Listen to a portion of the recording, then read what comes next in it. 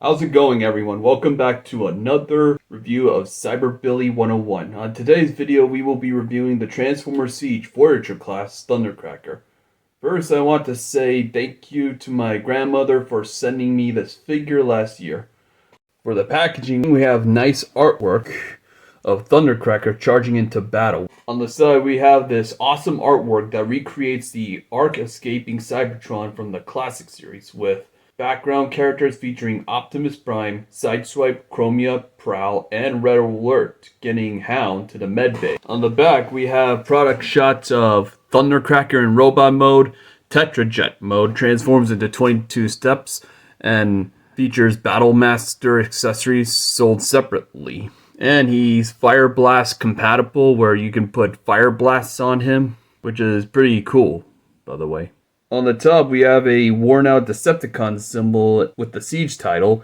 And with that said and done, let's get Thundercracker out here and see if he is worthy to rule the skies. Taking a look at Thundercracker in Tetrajet mode, he looks spot on to his Cybertronian form in the first episode of More Than Meets the Eye. Like right here, we have this scuffing, we have this nice battle damage scuffing, which looks really good all over. He has red, he has the yellow cockpit, he has the Decepticon symbol. This is pretty much spot on to how he looked in the show. Even though it's not exact, but it's a good modern recreation of the version. We have the back. And if you want to have him stand up like this, kind of like how a rocket launches, it's your opinion. He's pretty compatible. For a quick size comparison, here he is with Sideswipe. I don't know if this is scale accurate, but it's a good scale for these two Cybertronians. Nice to see these Cybertronian vehicles together. To transform, first thing you gotta do is remove the null rays. Well, that's done. Then you move this piece, which would become his chest. This does have a tendency to pop off, so to give you a warning. And I did see a YouTuber show that you can screw a hole through here and put a pin here. I am thinking of doing that somewhere in the future, like later. Next thing you gotta do is split this. Move the wings outwards like this. Split the cockpit. These arms out of the way. Brings the legs down over like this. Once that's done, you spin the waist all the way around. Fold out the feet. Open the arms up.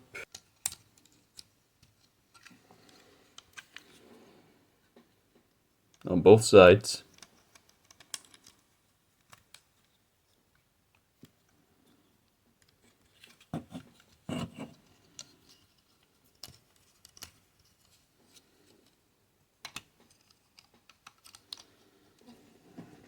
Had to raise up my camera.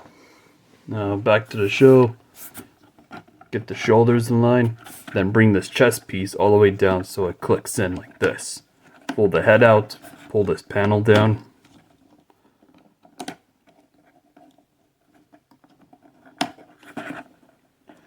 Pull these pylons up so they can lock into place.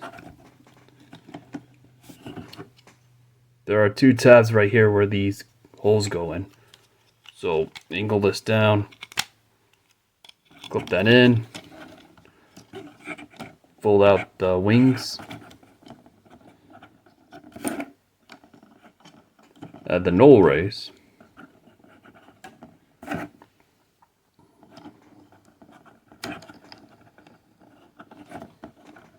with all that said and done, there you have Thundercracker in his awesome robot mode.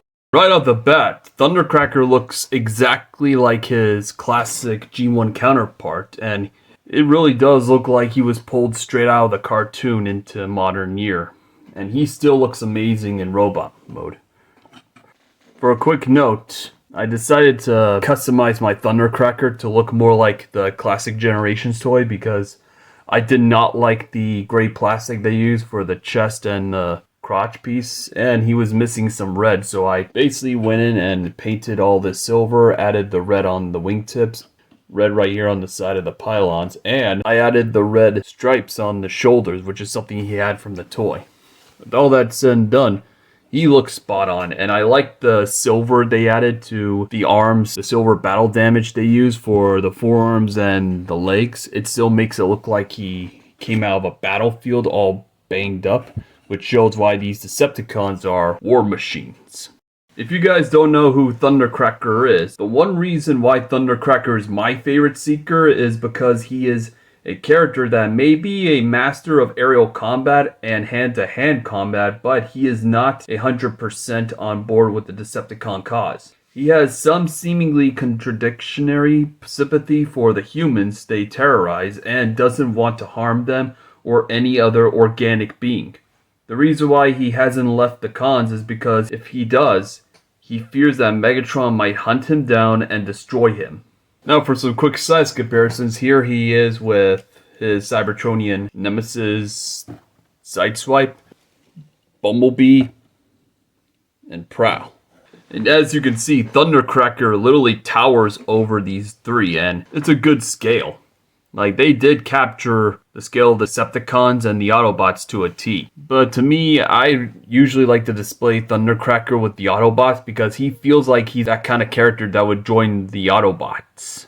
Now, the first thing you gotta do to transform him back to jet mode is to remove these again, collapse the arms back into their original positions.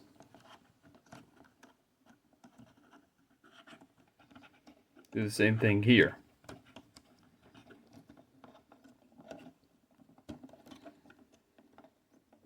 Flip open the chest like this. Push these out. Then angle these out. Do a 180. 180 right here. Fold these down so they'll become the cockpit.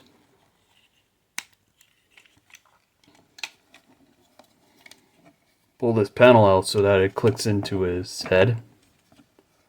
Oh, another thing I forgot is he does have really good light piping.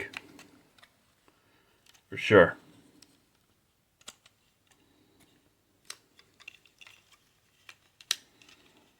Click these back into place. Well, pull the arms down like this. Close these legs in.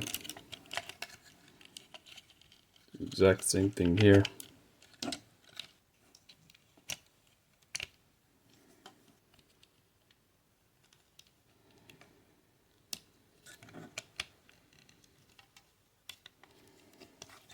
Fold this in like this.